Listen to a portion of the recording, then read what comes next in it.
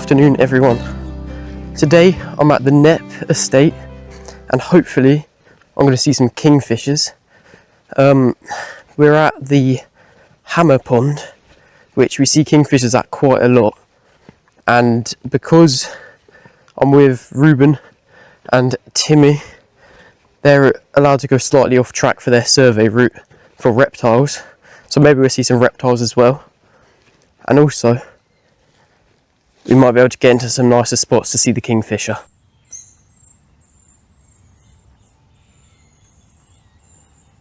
Right, we're going on a little side quest to try and find some reptiles. Rabbit. Where? There's a rabbit in front of the tin. I think it's gone now. Alright. Found a rabbit, that's not a reptile. Nah.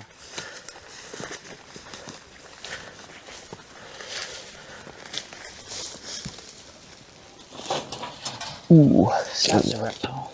That is a reptile. What a nice slow one here. Lovely stuff.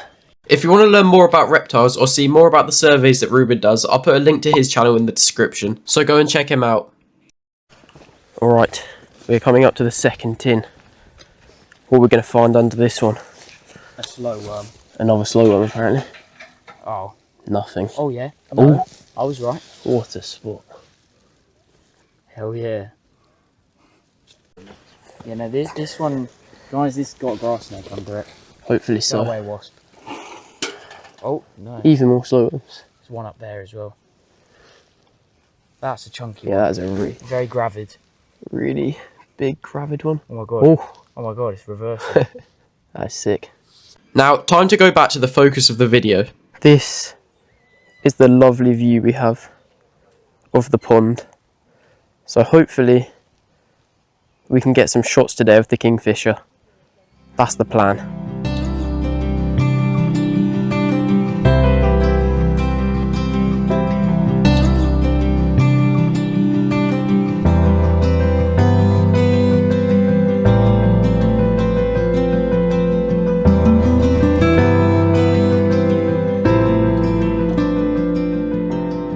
Ruben's just found this really nice baby toad.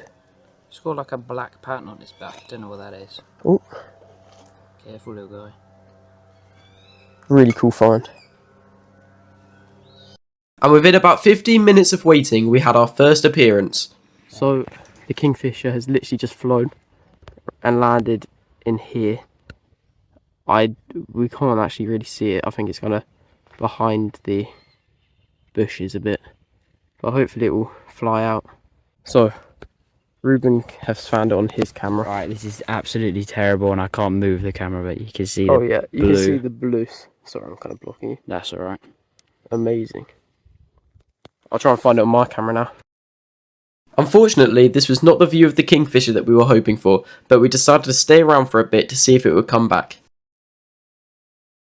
Another sort of 20 minutes and we've not seen it again, but we'll keep waiting. We've heard it a few times though, which is a great sign. The kingfisher did not show again, but now we're continuing our quest to find a grass snake. Yes.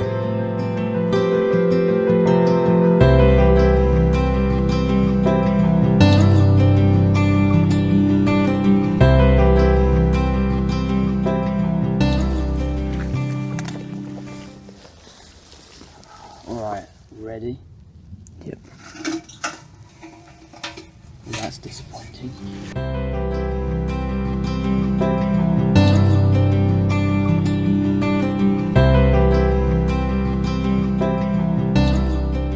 In the distance, there's some really nice stalks in the tree, but I'm not going to spend too long looking at them because I'm probably going to do a future video of them here.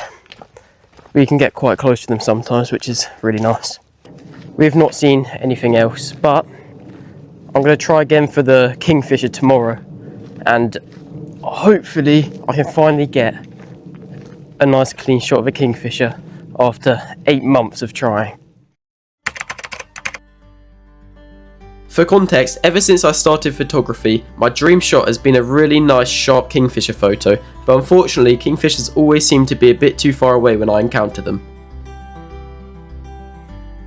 Soon after arriving at the reserve, I spotted some really cool marsh frogs, but unfortunately they weren't in the best spots for photos. After that nice encounter, I decided to head over to a hide which supposedly had had some recent kingfisher action. Well, wouldn't it be nice if it landed right on that stick? After a little bit of waiting, we decided to move on, hoping that some other stuff could make up for the lack of kingfishers.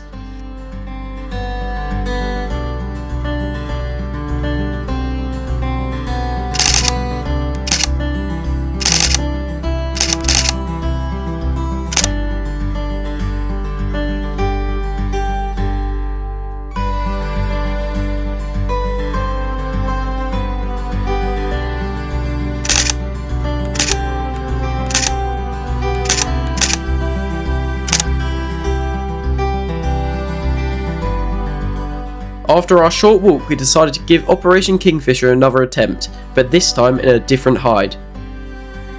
Introducing the Aston hide. The amount of time that I've spent staring at this stick is unhealthy, however today I was determined.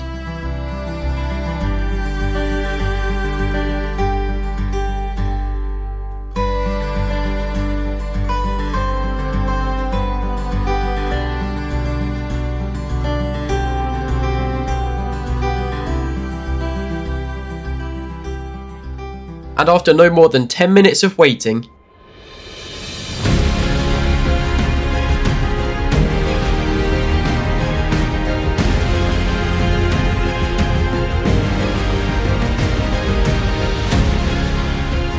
after about 5 minutes on the perch and one fish, the kingfisher decided to head off. Unfortunately, with the kingfisher's first visit, the lighting was very harsh and all of my shots were very silhouetted. But this did not mean that I lost hope, so I stuck around for another 20 minutes, and then finally, the lighting was much nicer on this second appearance, and I started to take some shots.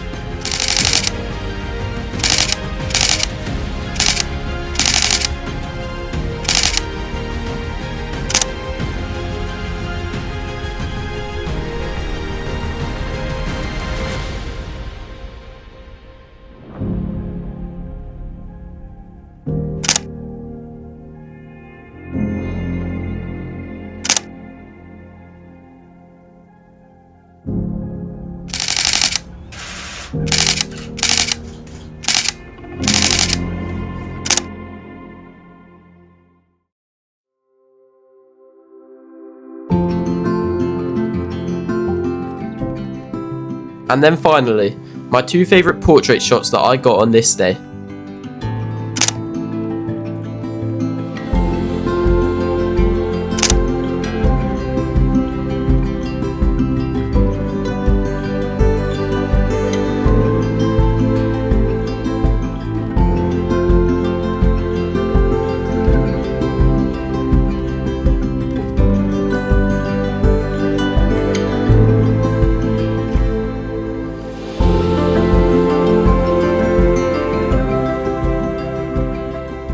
And then even after the kingfisher flew off, we continued to be rewarded.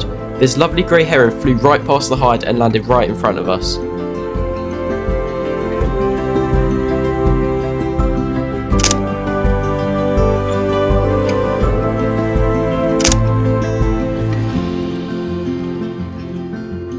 And even on the way back to the car, I managed to get these shots.